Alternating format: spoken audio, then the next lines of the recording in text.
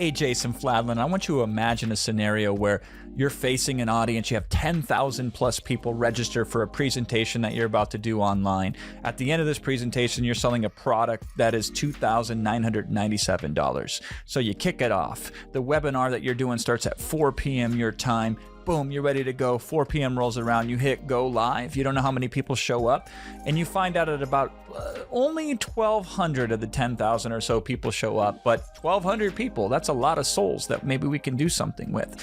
And through the next 4.5 hours, specifically 4 hours and 34 minutes, you serve your heart out to that audience. And when you hit the end webinar button and it's over with, somebody tells you, hey man, we just sold 192 spots at $2,997. That's a lot of money. And it was done in the span of 4.5 hours collected. Well, on this video, I'm going to break down, because I just recently did a presentation a few days ago. This just happened recently. It's fresh in my mind. So I want to break down some of the key lessons here for you today. So hopefully one day you do even bigger and better numbers than what I just did on this webinar that I just performed. The three things that we're going to talk about here today really, or the focus of the takeaways, if you will, are how success is a progression of smaller wins that magnify over a period of time. Because what I just sold to you was the end result. Like, hey, 4.5 hours, 192 spots at $2,997.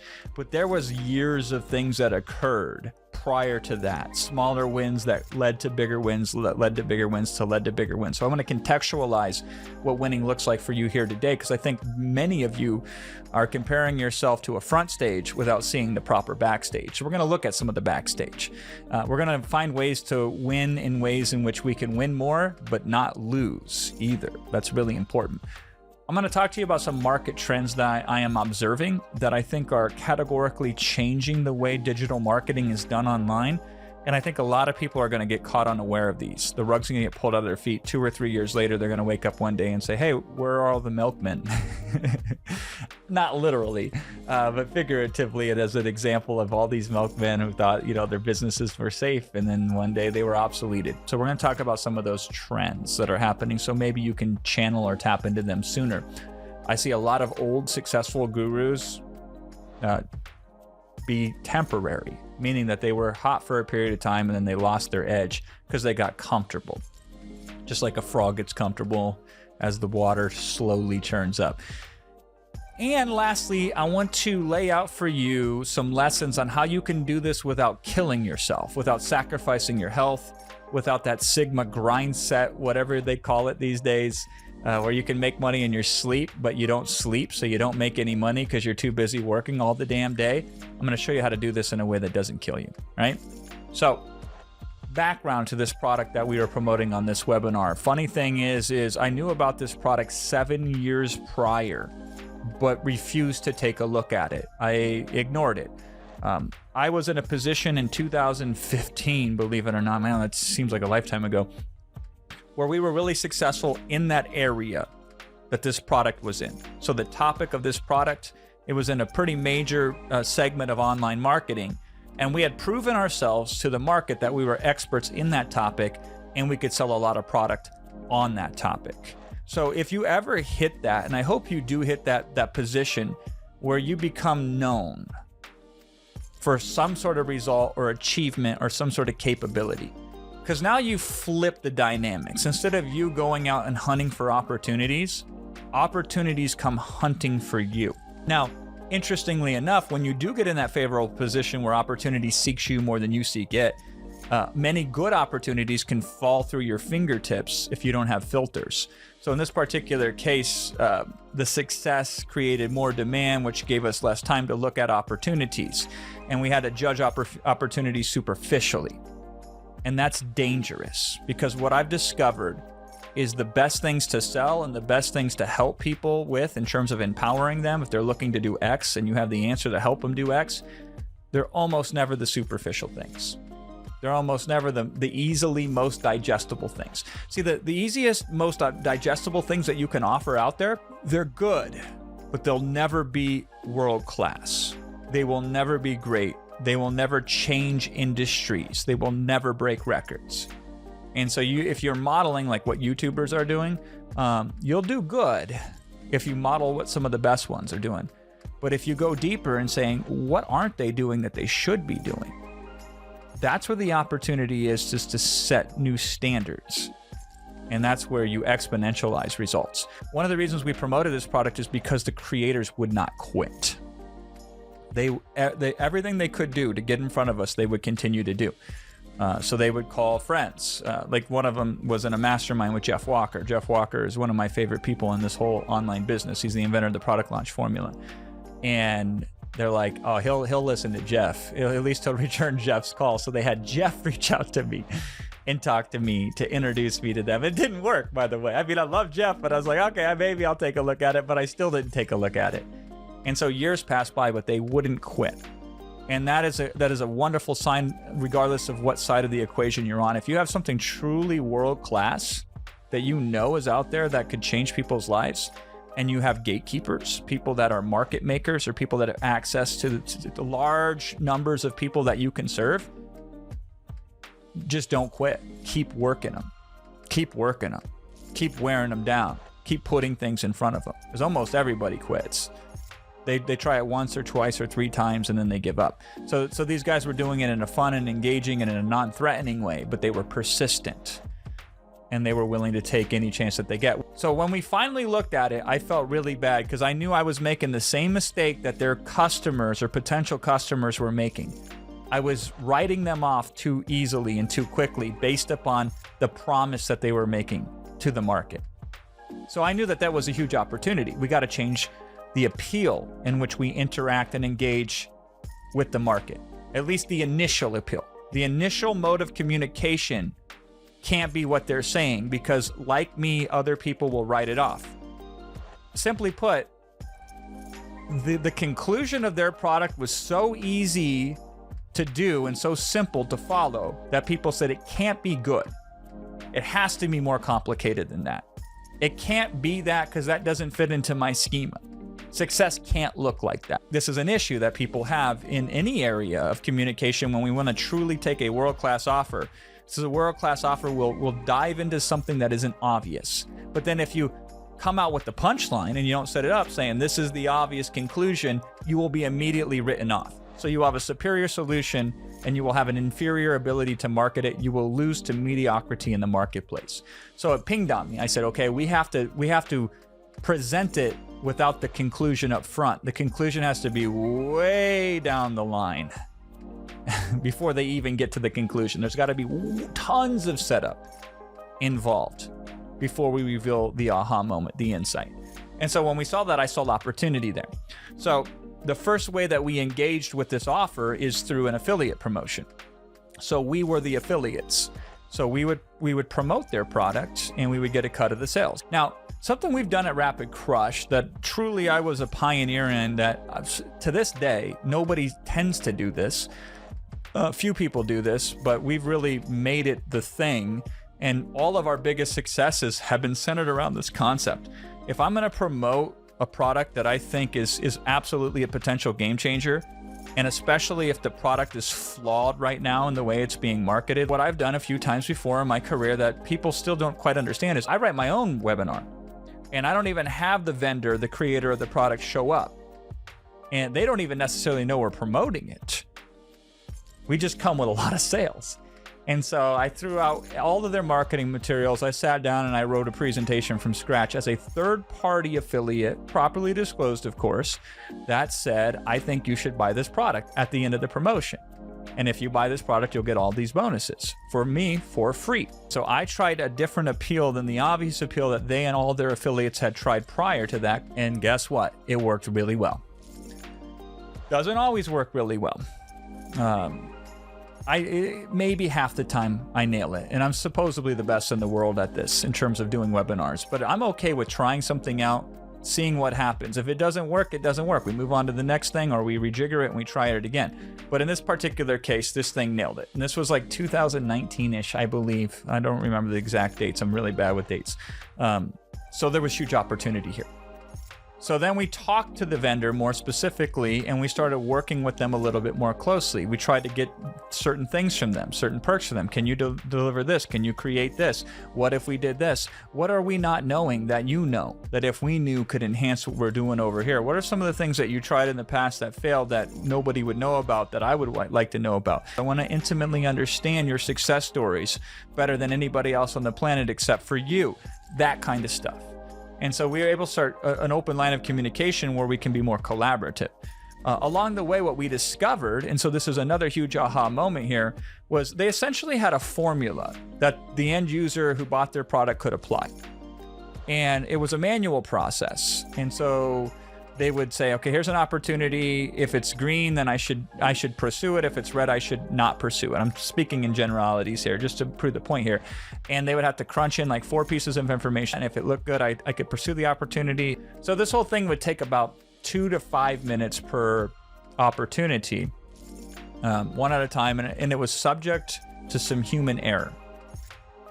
We were able to create an in-browser app so you could analyze any opportunity at a click of a button. And instead of doing them 1 at a time, you could analyze 20, 30, or 40 at a time with a click of a button. So boom, you click one button, it would crunch the numbers. It would do it better than a human could do it because we trained the rule set, and then you could get an output. And so you could move forward with opportunities that this particular product was helping you uncover much more efficiently, much quicker, and probably with more accuracy too, at least until you became an expert in that area.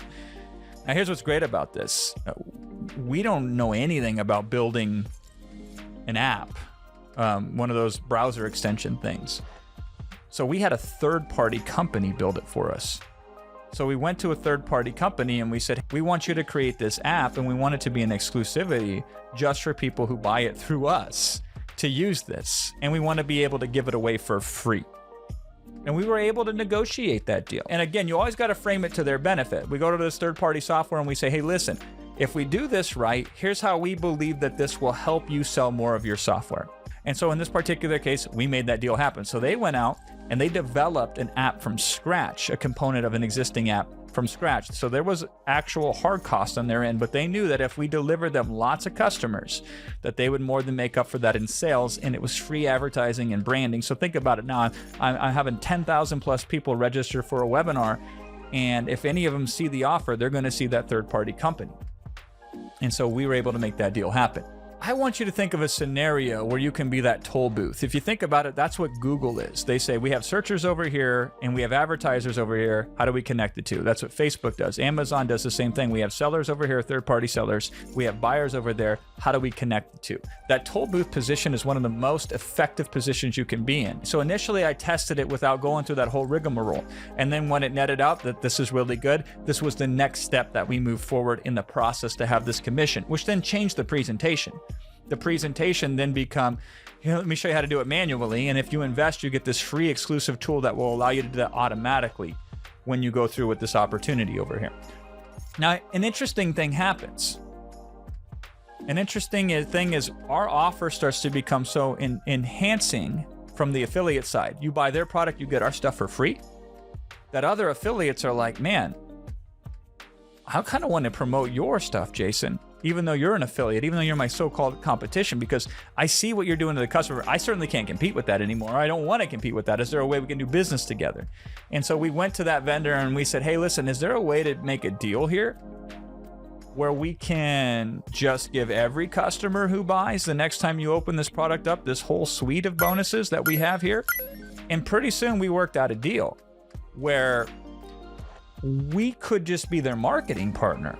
So everybody would see my presentation and everybody would get access to our bonuses. One thing though I noticed is on this particular promotion is the amount of traffic from TikTok was absurdly high. Now, one of the reasons this may taint the data set a little bit here is we're going to publish this product here. Depending on when you watch this video, it might be out. Is one of our top affiliates historically for some of the offers that we publish out there has been doing awesome on TikTok. You totally revolutionized my viewpoint on TikTok that, yeah, there are buyers on TikTok, and there are some serious buyers on TikTok, and they are looking for business advice or other types of products on TikTok, and they will pay attention. Even though they're watching 60-second videos over here, they'll go on 4-hour webinars over there. Now, as an exclusive marketing partner for this vendor, we brought an additional benefit where we have some sort of internal processes that are proprietary to enhance tracking for affiliates, because our viewpoint is we want to pay everybody as much money as possible.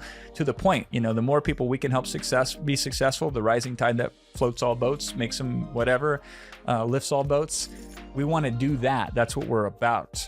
And so when you can develop additional strategic components to what you do, the more value you have, even if it's not directly relatable to a certain offer, the more you have in your toolkit, the more you can make deals like this happen and trade your way up and trade your way up and trade your way up. And so we just noticed now we're going to shift more focus on tracking because more traffic is coming from places like TikTok. The other thing I want to really highlight here is the way I've been selling lately that I think has been working better based on the conditions of the current market is through the constraint. So less on the outcome and more on the limitation that currently exists in the prospect's life. And with this webinar, that's what we did. That was the setup for the payoff. Before we got to that, revealing that simplicity, or the way I framed it on the webinar, as I said, Michelangelo saw a slab of marble and didn't say, what can I add to it? He says, what do we need to remove? And what was left was the statue of David. And so that's what I'm noticing here is we're removing these constraints or eliminating the friction up front before revealing the ultimate form of simplicity, where nothing more can be subtracted or removed. And so a lot of this webinar was along the issues that the prospect is facing today, the challenges in them and what the solutions could look like. And then all of those things coalescing at the end to the solution that I had found. It wasn't ours, right? But it's the one that we were promoting. And then a majority of the webinar, it was only an hour and a half of the formal presentation, but it was 3 hours of unpacking. Is it really this easy? How could it fail? What would happen if I'm in this position, and working with customers to understand that. One last thing I will leave you with here is we have now been able to roll this campaign out. This is the third time we've done this. We do this typically semi-annually, twice a year. And we're not trying to optimize it further at this point, not the webinar itself. The webinar is essentially the same, and we're not trying to turn it into evergreen or do any of this kind of stuff. We just know twice a year, if we roll out this style of marketing, we can take up all the pent-up demand in the marketplace. We'll leave some money on the table. But we don't have to sit around all day and night bumping our head under the table looking for extra money. Did it fall through the cracks? Did it do this? Did it do that? And so it runs pretty smooth and pretty quickly, so that frees us up to look for more deals and more opportunities like this. So instead of trying to squeeze out a point or two here or 3 or 4 out here, we're trying to templatize this and move it further. And so once you get something that's a winner like this, the tendency is once you go deeper into it, I believe it's better to go wider with it. How do we replicate this so we can do 2 in the span of time that it does 1? So building up that pent-up demand over the year and then cashing in on it every so often makes sense. It's easier for everybody involved, which makes it more enjoyable to do it. And in an enjoyable state, I tend to produce more. And so I think that's as important for you to consider as well. As you say, this is pretty good. Let's keep running it like this. We can make some minor adjustments, but then let's look at more on a strategic level, how we do more of what we just did. Bottom line is this: you got to get an edge in this business, but once you got that edge, continually try to trade it up, continually try to expand it. Always lead with value. The webinar that we designed for this particular thing that closed so well, and that's just point of sale on the webinar. Who knows what the campaign will end at? Typically, the campaign ends up significantly higher than the initial webinar. The initial webinar is just usually an indicator of the possibility of what the campaign will really be able to do. So jury's out. I don't know how much we'll end up with, but we lead with value. Essentially, the webinar ends up being, here's the path on how to do X. You can do it alone, and here's the advantages of doing it alone, but here's the disadvantage. You could do it with us. Here's the advantage of doing it with us, and here's the disadvantages. Let me help you decide which best for you in your current situation. And I love models because, again, it attracts partners this way. It allows you to get that fame and that acknowledgement of who you are as an individual, because regardless of whether the sale gets made or not, if the value is there, people want to come back and hear more for you, so you can improve the value over time too in the communication and the offer and everything else. But finding a way to, no matter if they say yes or no to your offer, to feel enhanced and empowered as individuals. Always try to seek out marketing that does that. And I think you'll eventually be able to put yourself in a position to do everything I just described today way easier. And finally, keep it simple.